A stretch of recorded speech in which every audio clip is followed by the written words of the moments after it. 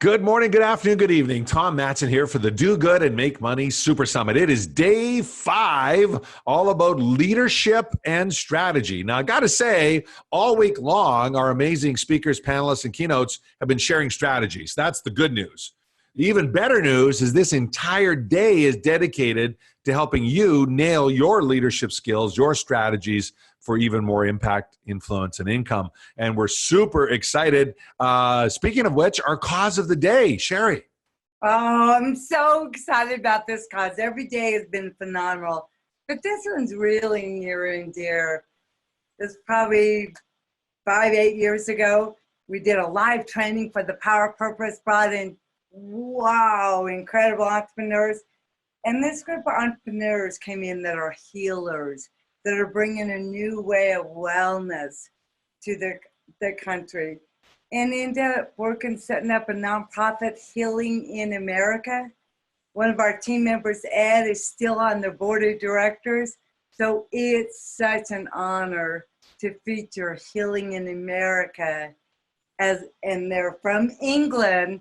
So it truly is a global movement that they're going to come and plant in America and replicate all over the world. Yeah, it's so exciting. And our sponsor today is the Power of Purpose. Yesterday, if you tuned in, you saw Sherry and Derek do some excellent presentations. Sherry, of course, is our co-host all week long. The Power of Purpose team has been doing so much behind the scenes to put together this summit and to make it happen. And so we're so grateful for it. You're going to hear from them today because it is their day. So grateful, Sherry, for you and your team. It's a massive leap forward with everything that's going on in your business and your world, and we're so excited to play a small part in that, and grateful and appreciative. Now tell them about our keynote speaker today. Well, I've had the privilege to be a part of our next keynote speaker for many, many years, and I've watched him in many, many ventures. John Humphrey truly is someone that lives by purpose. He truly is an entrepreneur that has that social consciousness just built in. And you gotta stay tuned for that. He even shared building residual income with his 2-year-old son. So stay tuned, come and join the keynote. He has so much wisdom to bring. Really cool one. You're going to love it. And we have our panel, as always, a live discussion, 1 o'clock Pacific, 4 Eastern, on leadership and strategy. Looking at the rock star people we've got on that. There are, wow, what a range of backgrounds and experiences over 5 countries. Our speakers and panelists are from 5 countries just today. So truly a global summit. Thank you for tuning in, and let's see the next speaker.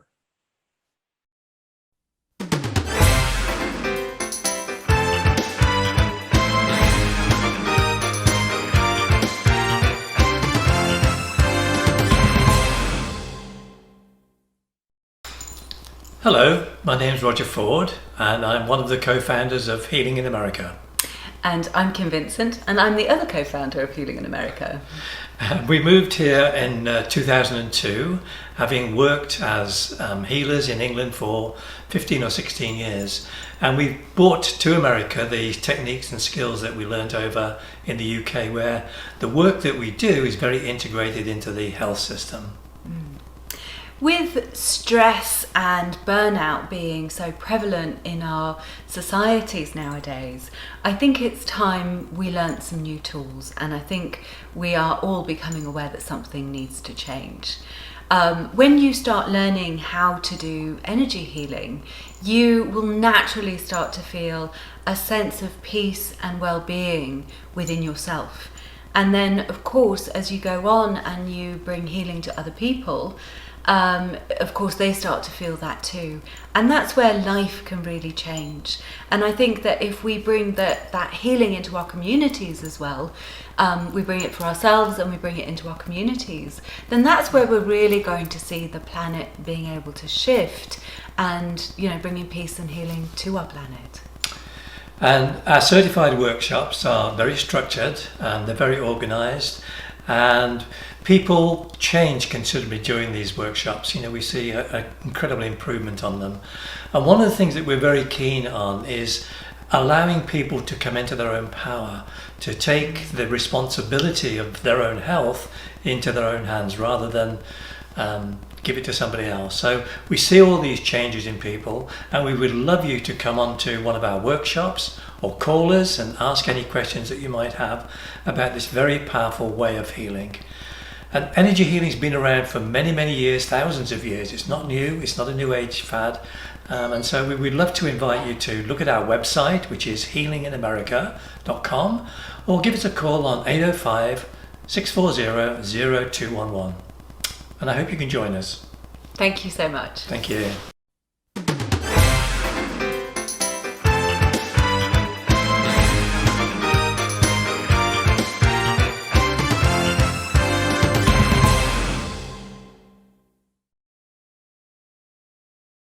Hey, Sherry Watson here with The Power of Purpose. We're so grateful to be a sponsor for the Do Good and Make Money Super Summit. The speakers, the panelists, the causes, the gratefulness we have at The Power of Purpose, that people share their time, their wisdom, their expertise. So as a sponsor and being a part of all the entrepreneurs and listen to the questions on the panels, this is now the time to take action. So for the Power of Purpose, our mastermind is bringing entrepreneurs together to lead a movement. So join us in our mastermind.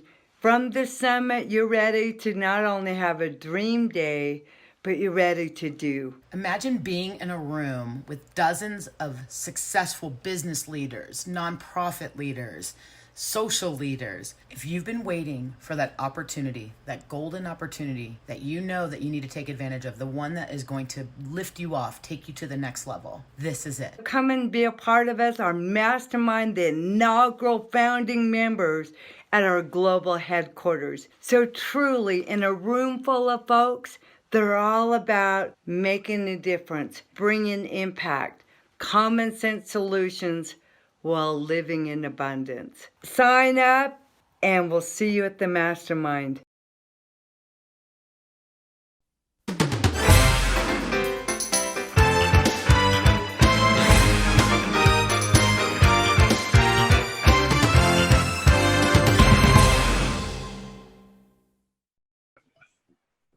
Good morning, good afternoon, good evening. Tom Matson here on day 5 of the Do Good and Make Money Super Summit. Today, it's all about leadership and strategy.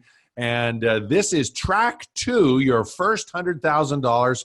You are in for a treat. We are dealing with a guy that has made millions multiple times in multiple projects and has helped others do the same. And so getting to your first 100,000 for him is like exercising his pinky, which is a good thing because that's who you want to learn from, in my opinion. You don't want to learn from a guy that's never done it, especially on this topic, breaking through such an important metric. We'll tell you more about him in a moment and, of course, spend the rest of the call talking about him. But before, as always, let me introduce my co-host, the amazing Sherry Watson, co-founder of The Power of Purpose and founder of the Living Legacy Institute, of course. Sherry, good morning. How are you? Hey, a fantastic time. It's so much fun being with you and you guys today. This session, you don't want to miss it. Get your notes and paper ready and pens ready. But Tom, I want to share with everybody with this. It's our 5th day. They've seen us together. This has been such a fun journey with you, Tom, and to bring the content, the people, the wisdom to everyone. It's like Tom and I are taking notes. We always do the call after the call. You know, it's amazing. So I want to introduce you, Tom. There's nobody that I would rather be doing this with. There's nobody that walks the walk like this with the for-profit, nonprofit. So Tom Matson has a for-profit, and authority entrepreneurs hire Tom to come in and bring their businesses to 7 levels, 7 figures. I've seen that. And then he has a nonprofit, the Entrepreneur Empowerment Institute. So Tom, welcome. Thank you for leading us through, being the lead on this. What a radio interview voice he has, I'm telling you. Yeah, my mom always said I had the face for radio. So there you go. You have the face and the voice, honey. Did I ever tell you that story? Either of you about that? No. Well, I used to always say, quick sidebar, I used to always say that when I was emceeing. My mom told me I had the face for radio, and the audience would laugh and da-da-da-da. And then one day I'm doing this charity fundraiser at a very large auditorium, and it's the first time my mom has seen me speak in 15, 20 years. And she was in the audience, and we're doing this charity fundraiser. It was called Chicken Soup for the Soul. It was like clam chowder. Sorry, no, we called it clam chowder for the soul. Oh, I love that. Soup, but on the West Coast. And we were doing all these things, these cool speakers. The intermission came, and I went out to the audience to see her. And she walks up in the hallway, comes up to me and slaps my face. And she'd never hit me in my entire life, never hit me. And I'm like, what? She goes, I never said you had the face for radio. And I said, Mom, it was a joke. And she goes, that's not fair for you to say that. I never said that. I told you it's fun all the time. Dr. Tom and I, our philosophies, if it's not fun, we're not doing it. So you can tell. You guys, Yeah. that's what keeps us going, and the impact driving and the abundance. You got to have fun and love what you're doing. Well, and we're in for a treat today. So excited. Our speaker today is a serial entrepreneur, author, professor of natural medicine, naturopathic physician, has been in business for 30 years. He got interested in helping entrepreneurs scale up their businesses and prepare for pre-IPO, the public offering stages. Him and his associates have been involved in projects in over 30 companies, 3 continents, multiple industries from oil and gas, software, furniture, medical, digital, fashion. He multiplies the value of a company by 10x or more in 12 months. And he happens to be living halfway around the world as we record this in Singapore. So he's joining us in the middle of the night tomorrow. We're so glad he could fit this in around his schedule. Today, he will share how to find your core business intelligence so you know what makes you stand out. Let's meet CEO of Mind Strategics Learning Consultancy, Dr. Sundardas Annamalai. Sundardas, how are you? Fine. Hi, how are you doing, Tom and Sherry? It's great to be here.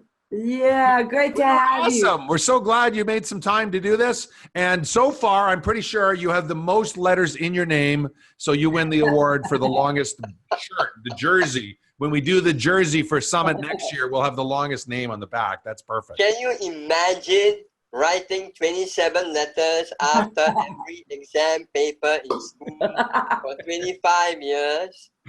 I can only imagine when you were young, because you'd have to so carefully and tediously write it all out, right? Yeah. Yep. Love it. Well, I'm so glad you're here. Why? I mean, you've got such a tremendous background, not only the naturopathic business that you've built and scaled so successfully in Singapore, but now you're working with entrepreneurs, helping them scale and build. Why don't you start off with by telling us a bit about how you got into business in the first place? And I know your personal story of frankly, tragedy into triumph is pretty dramatic as well. Let's hear a bit about that. Well, I'm going to start off with why I got into business in the first place. And I'm going to tell you the story of what happened with me and my brother. I just completed my first degree in physics, and I was completing my naturopathic training. And I wanted to start a clinic. And my brother, who was an engineer, said, no one in my family had ever been in business. They were all employed. They were government servants. So this was heresy, right? This was against all the rules. And I told him this, 25 years down the road, I don't want to be at the mercy of someone who decides that, you know what, one of my employees have to go. And it doesn't matter how well I've done, it doesn't matter how much I've contributed, but at that time, I'm going to go and I will have no choice.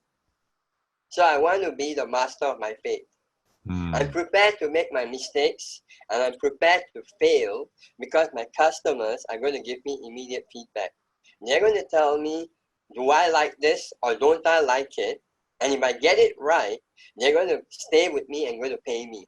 As opposed to a boss's boss who may decide I'm just a number and he's going to get rid of me. Yeah. So, of course, when I thought that, my brother didn't get it until 25 years later. Whenever I said I didn't want happening to me happened to him. And then he got it. Mm. And this has happened in 3 generations of my family. That's so cool. And now everyone looks at me, my family, and says, I'm so wise. I was so ahead of my times. I got my own business. So it's like becoming a overnight success 30 years later. I love it. And that is the issue that all entrepreneurs have to get really clear about, because being an entrepreneur is being a very lonely journey. And if you are a visionary and you are an entrepreneur, then you have to follow your heart. But I found out after 20 years, the fastest way to figure out how to follow your heart. And it's not enough to be good at what you do. So the number one mistake I made when I started off was thinking that all I had to do was be really good at what I did. And that's a fatal error. Being really good at what you do just entitles you to play, but not to win. Mm.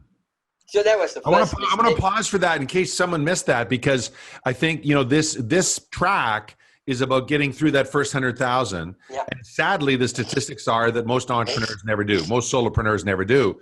And I think you've just isolated immediately one of the reasons, because as an entrepreneur, we come at it, as an employee, we come at it being as great as we can, because that's how we earn our job. Yeah. And that's the very thing you're saying gets in the way of that ability to scale and build your business. Yes. Oh, wow. Wow. All right, so for those of you that are out there that are awesome at what you do, stop it. Wow. No, I know you mean something different than that, but I mean, being awesome is the first place to start, but you can't stop there. All right. And the second point was, as a academic, and then becoming an entrepreneur, it's not okay to talk about yourself. It's not okay to talk about how wonderful you are. So I didn't, right? And I didn't get it that talking about yourself in a way that makes sense to the customer is really, really important. And that's really what branding is all about. Unfortunately, when we talk about branding, it's about bragging. And that is a mistake that many people make and continue to make, and the mistake I made for the first 15 years. And I remember attending a program by this world famous speaker that everybody knows. And right now, under the stress of the moment, I can't remember his name, but it will come. Is it someone with a really, really big hand, and he's about 6'8" and commands the stage? No, he's a smaller guy, and he's known as the world's greatest marketing expert. Ah, Jay Abraham? That's it, my friend Jay. Ah. He was speaking in Singapore. I was out on stage. I was his personal physician. And he said a whole bunch of things, and most of it went over my head because my ears were not tuned. But he said one thing, and that one thing stuck. You see, as an expert, I used to feel that, you come to me on the mountain because I am the answer. But he said, if you are doing something that's really, really important and you are changing the world and you're going to help thousands and millions of people, then you have to do everything you can to reach out to them, to let them know of how you're going to change their lives. And that stuck in my head because suddenly it made me feel really guilty about not reaching out enough. Right. And most entrepreneurs, when they're starting off, and if they don't get this right, forget about scaling. Because there's no way you're going to get enough people in to pay your bills and keep going. So you need to work out a way of talking about what you do in such a way that when your customer hears you, your client hears you, they're going to go, I want this guy. I want what he has. And it's got to be real. Right. It's got to be authentic. It's got to come from your heart so that when they hear you, they get that you are real. A couple of things. You don't want everyone to come for you. You only want those who are in your tribe to hear you. Yeah. So in the act of attracting the right people, you also need to, unfortunately, repulse the wrong people, because every hour you spend with the wrong person is time, effort, money, and energy that you could have given to the right person. Yeah, you know, it's fascinating. I will go to your question in a quick sec, Sherry, but I see that compounded in trade shows. I had the pleasure of working with one of the top trade show consultants in the world, and he said, your job in a trade show booth is to screen people out of your booth. Yeah. And he totally flipped it around. I'm like, what do you mean? A trade show booth is to get business? He says, no, it's not. Your job is to screen as many unqualified people out as possible, so that the ones that are qualified, you can very quickly screen them, get their contact info, and reach out with them later. Absolutely. And because when you're working a big show, just like life, the vast majority of people coming by your booth are not for you. Yeah. Yeah. Right? And what you're saying is, when you're deciding as an entrepreneur to get your message out, it's just as important figuring out who not to play with. Yes. I love that. And if you talk to 10 people, and your messaging is not clear, and you're not clear about what you're all about, and out of those 10 people, 9 are the wrong people, you've just shot yourself in your foot, and you'll never survive your first year. Yeah. And that is a crucial message that you need to get, because if you don't, then you will have the illusion that you are having a lot of clients, but very few of them actually translate and become customers or stay with you. Yeah. And I want to reiterate what you said. It was real powerful. You guys think of, as you're launching into this, branding, not bragging. That's a big one. I love what you said. And then the responsibility, when you said, like what Jay Abraham said, we're responsible for going out and living purpose. Read The Alchemist. What our only obligation in life is to know our purpose. Yes. And so when you said, just last week, I talked to a naturopathic doc that came and joined our inner circle, and she said she's a lawyer, she's a naturopathic doc, she's amazing. And she said she got emotional, and she said, every minute I don't step up and do something is a minute that somebody's hurting and dying.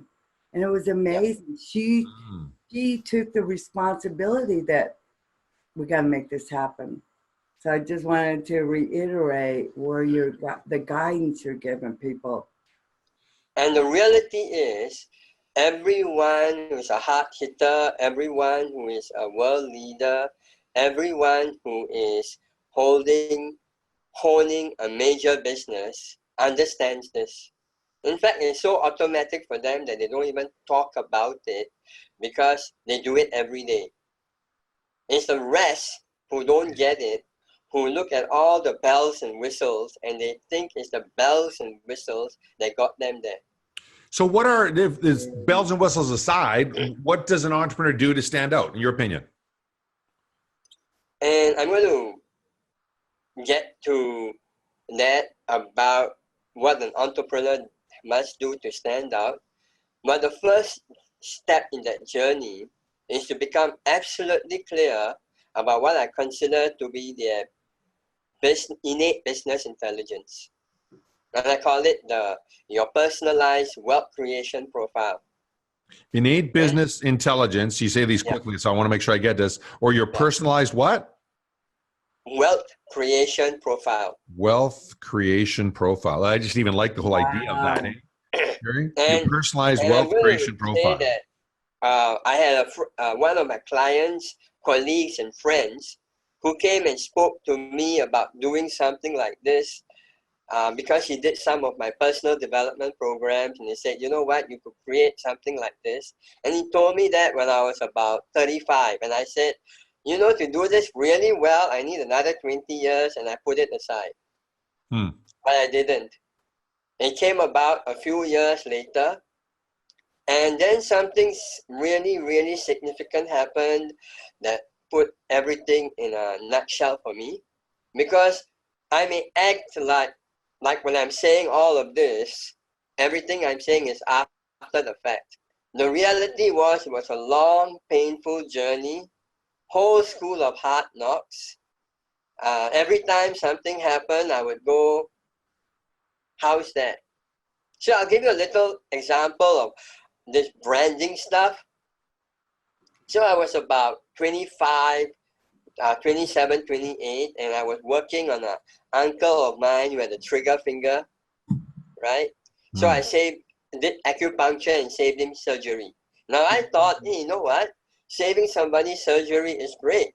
But for him, it wasn't such a big deal. So my uncle and my father had this little joke going on, and they would always keep poking away at each other and making fun of each other. And my uncle wanted me to marry his daughter, and I wasn't too hot about that. So it would always disturb my father. And then he called up my father one day and said, what is your son with 2 master's degree doing selling peanuts? Which is a metaphor for selling health food.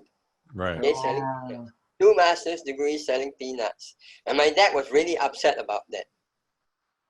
Okay, fast forward, 6 months later, I was interviewed on the national press, and my name was out in the newspapers, in the national newspapers, and the same uncle called up my father and said, wow, your son has really arrived. Now get this, I didn't understand branding. So I didn't understand why he made the first statement and why he made the second statement, because to me, I'm doing what I've always done. Same The person, fact that same the stuff. national Yeah. newspapers didn't mean anything to me, Right. right?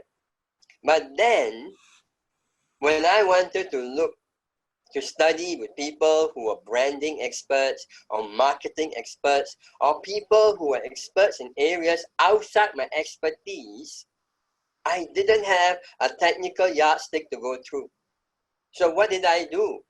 I asked everybody else who's any good. Branding again. Yeah. And so it started coming on to me that when I'm marketing, I'm not marketing to other experts. I'm talking to people who know nothing about what I do and what I'm all about, all my technical training. They only want to know in what way can I make their lives better. Yeah. Yeah. Right? So every one of your clients are not experts in your field. They know nothing about the substance of what you're going to do. They only know they have a problem and that you are the most credible solution to that problem. Now, how do you do it so that when they see your logo, your name, your anything about your company, they're going to go, he's the one. How do you do that? And that became my personal obsession because I wanted to study it. You see, I had to study it. I had to study the numbers. I can't do it the other way. I can't ask somebody and they'll tell me because I'm going to go, are you sure? So we played it by the numbers. And I had the most, and the reality is that, and I think this is true for every entrepreneur, you need to be pushed into a corner. You need to be facing the biggest challenge of your lives, and then you rise. Yeah. And anything before that, you will never do what it takes because it's like, oh, it's okay. I'm cool. I'm comfortable. It's all right. Zig Ziglar had a saying from the South, from down south in the U.S., and he said, he would say it with his accent. He would say, son, sometimes you got to squat before you rise. Yeah. And it was describing a cake in the oven of squatting before it rises, but that's the human metaphor you're talking about. We have to fall, we have to fail, we have to be under pressure, and then we find out what really matters and what we're really made about, right? Yeah. And that's when carbon becomes diamonds. Mm. And that's when you really get real about what you're all about. Yeah. And that's the point where you get the difference between the real entrepreneurs and the wannabes. Hmm. Because the wannabes will quit. Right. The real entrepreneurs will grit their teeth, and suddenly, in a flash, it will all come together for them. Mm. Yeah. So The I want to make 35-year overnight success, right? yes, the 25 30-year years overnight later. success. So I want to make their journey a little easier for them by relating it back to the wealth creation blueprint that I spoke about. Great. And to put this into perspective, my early childhood background was being really sick, being autistic. So relating to people was difficult. Engaging with people was difficult. In fact, when I started marketing and branding, I had this on performance. I'm going to work, which is marketing, branding, talking about the work I do so I can make it a better world for them. And then after work, it's like I go back, I go in retreat inside. So I don't want to be recognized, I don't want to be known, I want to just disappear into the background. And unfortunately, that didn't happen. Really sad, because you get known at work, you also get known outside, and I had to live with that. Everything changed when I was about 41, 42. I had just gotten separated from my wife. I was living this free and easy life that you get when you're single, partying really hard, working even harder, trying to start another business as well as my current ones. And there was 1 month where I was training I was already working out 12 hours a week on top of working my clinic and another business. Wow. And I was sleeping like 5 hours a day. And I decided that 1 month, I was going to study another martial art and prepare for a martial art exam. So I was doing 17 hours a week of training, sleeping 5 hours a day. Oh, wow. And I didn't take any breaks that month. Okay? Then when I stopped, I crashed. I developed a very rare medical condition. I went into, and of course I figured I just needed to rest. And I started collapsing. I started losing muscle. I couldn't walk anymore. I was lying in bed. Wow. And at one point I couldn't breathe, and so they had this ambulance pull me into hospital. Holy. And it turned out that I had a very rare infection that absolutely doesn't happen in this time frame. And here I was in hospital, ICU, before ICU, and they were checking my blood out, and they were freaking out because my blood profile was so good. No cholesterol problem, no sodium, no potassium, all the normal things were perfect. So I didn't have a heart attack, I had a heart failure. I had a very rare infection that attacked all my muscles, then it started attacking my heart. Wow. So eventually they admitted me to ICU, and later on the talk was they were not sure I would walk out of there. And at that point, let's say that I'm going to keep this really short. I was given the choice, do I want to live or do I want to go? And at that point, it was incredible, really amazing, because that was the happiest moment in my life. For 45 seconds, it's like I felt connected to the world. I felt incredibly happy. All the meaning and purpose in my life became really clear. And I said, you know what? I'm going to stay, and I know what I'm going to do. I know the difference I'm going to make. And it became really clear to me that at that point, the biggest way to impact the world was not just my natural medicine stuff, but was to impact entrepreneurs who would then impact the world, because they are the ones that keep the world going. Yep. Greatest So the force, greatest emotional force for and the good in there. mental health of the entrepreneurs was crucial to keep the planet going, because every country is basically fueled by its entrepreneurs. Yep. Awesome. So that was at So- 41, 42. Wow. I mean, Yeah. I'd heard parts of this story before, but that added color and depth. A lot of depth there. Purpose. We talked about that before. Right. The power of purpose. Gee, I wonder where Sherry gets her name from. I key in on that purpose. It meant your whole life changes. Yeah. When that you're on purpose. The Yeah. determination, the perseverance, the joy. It's just different.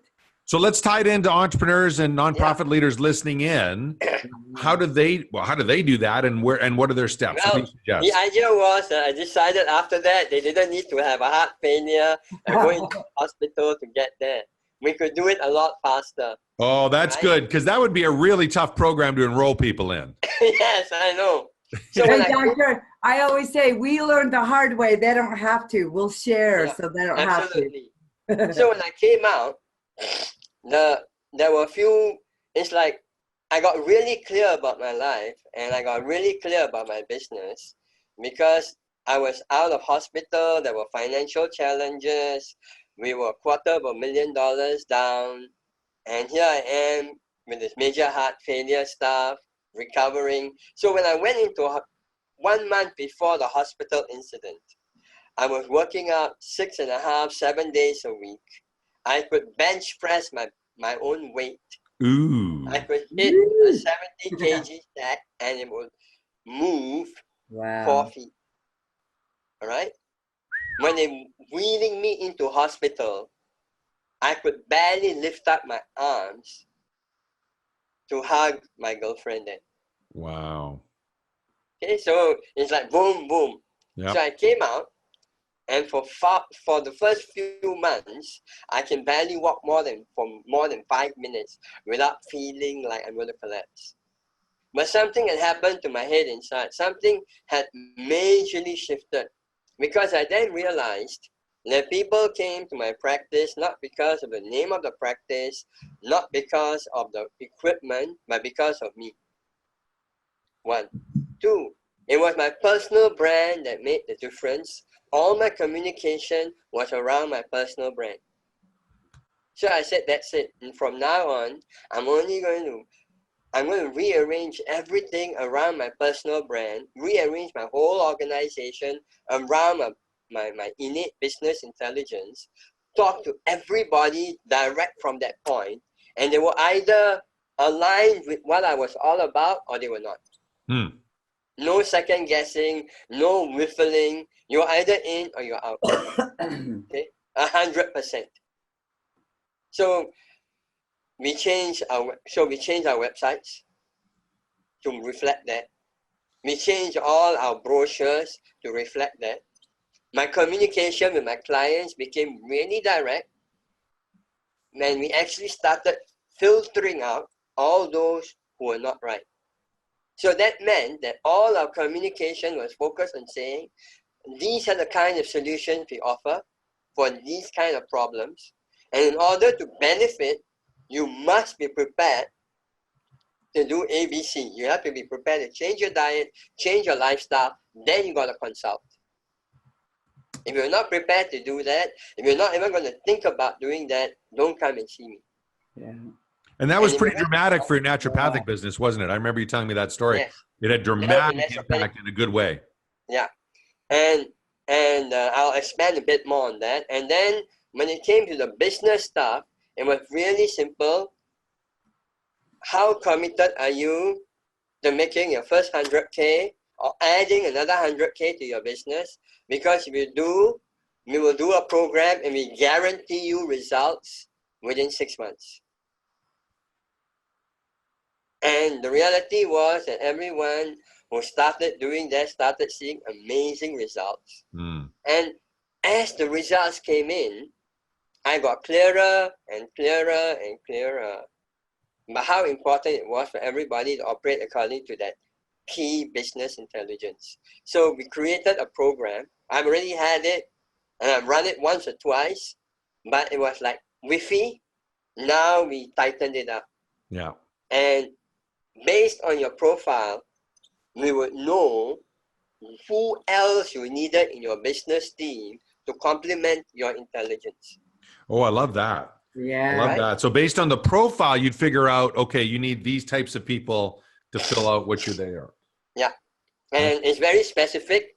Based on that profile, you require, so for example, one of the profiles is an enthusiast. Okay? I don't know anything about that profile. What do you mean? Doesn't There fit are, us, there are does it? 9 profiles. And one of the profiles is an enthusiast who's always excited about stuff. They go and venture into new projects and all of that. So a good example of that is Richard Branson, right? But in order for Richard Branson's systems to work, he's got to surround himself with people who are like the perfectionists, people who are like the mentors, people who are like the peacekeepers, so that the perfectionist will make sure that he's got systems that work. The mentors will make sure that all the people under him are looked after, because the enthusiasts will say, hey, let's all go this way, let's have fun, and they all follow him. Then after a while, they get lost. So you need mentors to look after them. Then you need peacekeepers in there to keep the peace when the tension gets too much. Right. Right? So depending on your profile, you would surround yourself with 3 to 4 key individuals, and if you're a startup, that's where you're going to go. And So are these people on your advisory board? Are these partners? Are these like? You don't even have to go as far as your advisory board. You start them off at your basic level. Let's say you're starting from 0. So the first ones you want to do is 3 to 4 people who are your core staff, right? As you get bigger and bigger, say you are at the $1 million, $2 million level, then you start talking about partners. Okay. I mean, at the 5, 10 million level, you have your advisory board, which will consist of people that complement your innate business intelligence. Well, Dr. Sen, a lot of folks listening right now are in that startup and getting to that next step. So how did they use their business genius to then position the company and start it? So if you understand that your key innate intelligence, then you're going to need to have at least one other person or 2 other people who are going to complement your style. Otherwise, if both of you are exactly the same style, or you have a style that's totally antagonistic to yours, you're going to kill each other. Right? So that's the first step. The second one here is that in some of the businesses we've gone in, we've got maybe 4 of them, and the person who is functioning as the CEO, the Chief Executive Officer, should actually not be the CEO. Somebody else should be a CEO, and the CEO, who is a designer, the person who's a creative individual, should become the Chief Technical Officer, or the person behind the company that will then design stuff to go out and do things. Chief Imagineering Officer, they call it in the tech world all the time now, right? Yeah. Basically, they shouldn't be running the business, but they've got this great creative vision. Yes. Yeah. Definitely a C-level contributor, but they shouldn't be running the business, because that's the worst thing they can do. The moment they do that, they will piss off. They'll piss off the people who are going to be working with them, and they'll push them off. And It's fascinating. As we record this, as everyone knows, we're recording these in advance of the summit, so they're ready for you. I just saw an interview on CNBC with the leader of Uber, now that they're public, and this amazing business leader. And he was reporting on the quarter and all the stats and all the vision, where they're going, all the normal stuff. But then they said, yeah, but what about the founder? The founder's been sidebarred, set aside. Are you sure you can keep that founder spirit? And I thought, oh, they're really going after him, because he's the guy that basically took over and the board kicked out the founder, right? Of a $1 billion company as they go public. Yeah. And he was so diplomatic, but basically what he said was, we need more in order to serve our people more. Yeah. We can keep the spirit without the chaos. And it was really so diplomatic. And I thought, wow, does this guy know what game he's playing? Wow. So we can do the same thing in our businesses as we're scaling them, right? identify the strengths and weaknesses. I know in a few minutes we're going to get into your gift, and it relates to that to help people identify that. So in the time we've got left, what are some of the key elements you can give people to take action on this today? What are some of the thoughts you have? The first thing is get clear about your branding. Once you know who you are and the major problem you solve, those two will become your call to action to your tribe. What's the biggest mistake people make when getting clear on their branding? They attempt to work with branding consultants and all of that instead of getting clear about their profile. Now, don't get me wrong. You're going to need the whole bells and whistles once you know what you are about. Right. But in the solopreneur, it's all about you. Yeah. Right. So your Pantone colors and your fonts on your logo are not really what you're talking about here. No. Like say, for example, my core business innate intelligence is I'm an investigator, right? So I'm not going to be warm and fuzzy. Yeah. I'm going to be cool. I'm going to be clinical. But the people who come to me will know for a fact that if I say I'm going to solve the problem, I will. Yeah, and you're also a great question asker too. I've noticed from our interactions over the years, you're a great question asker. That's just naturally wired into you. Yeah. And this would then mean that if somebody just wants a nice, warm, fuzzy experience, I'm not the right person. And there are people who do that, and that's fine. But if you've got a serious problem and you really want the solution and that is going to reassure them, then our communication will get across to them. And so all my material and all of that has to speak of that. So it's got to be precise. It's got to be a little intriguing. It's got to pique at the curiosity. And then it's got to say, you know what, we've got a solution to your problem. And we have to define the problem in such a way that they know that I know the secret pain. Well, Doctor, I've got a burning question for you. Sure. You know, we went into emotional intelligence, business intelligence. This is phenomenal what you're teaching. So now that I know a lot of this group, I know a lot of folks with us, they're the solopreneurs that are ready to scale. They've been on this journey with you. So give us an idea of how to build that support system of the people that are going to help us. So I'm going to give you an example of one of my clients. When he first came in, he was at the 7-figure stage. Okay. Right? He was an engineer, and they did what you call precision engineering. And he was an expert, and he built all the marvelous precision devices. And I asked him one question. I told him, can you forecast your turnover in a year's time? When he started getting shifty-eyed and avoiding the question because he could never predict what his turnover would be like.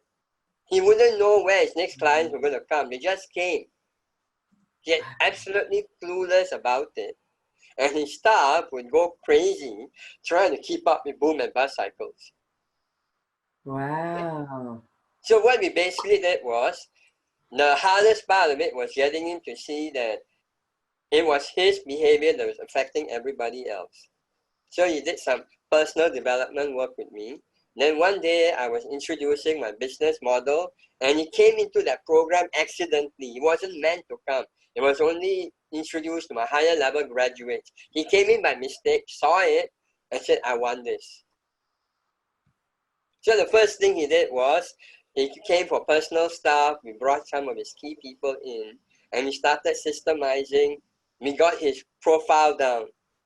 And then we looked at the pieces in his company, what kind of people he needed. And he already had some of them.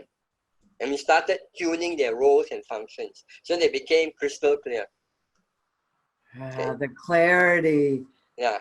And then after that, we started telling him, you need to write down, create SOP, standard operating procedures for all the stuff that you're doing based on the roles and definitions.